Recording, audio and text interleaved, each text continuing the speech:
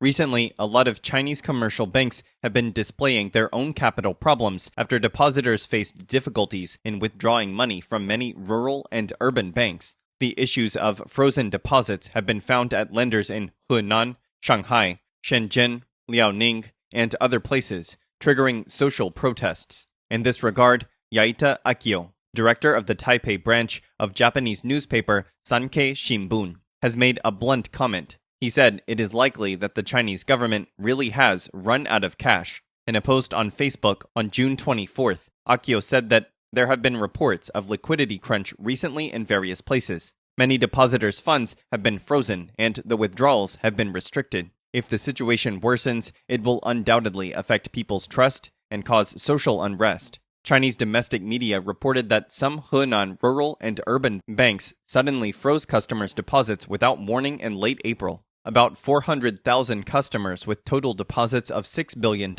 could not be withdrawn, triggering protests. In addition, the Agricultural Bank of China, one of the country's 4 largest banks, also abruptly restricted depositors in May. It limits the daily withdrawal and transfer amount of 1,000 yuan, or $150. But 1,000 yuan was not enough for a person to pay mortgages, tuition fees, or invite friends to dinner. That is seriously affecting people's daily lives. At the same time, Alipay, a common online payment app, seems to have a problem. According to the Beijing News, a person, namely Mr. Yu in Harbin, was suddenly notified that his account was frozen for 3 years after he put all his property of 460,000 yuan, about $70,000, in a savings account in Alipay. Reason is that the payment was misrepresented that Yu's account may involve online gambling, illegal investment, and financial management and other violations. Because Yu could not withdraw money, he had to find a friend to borrow money to live. After facing complaints and media reports,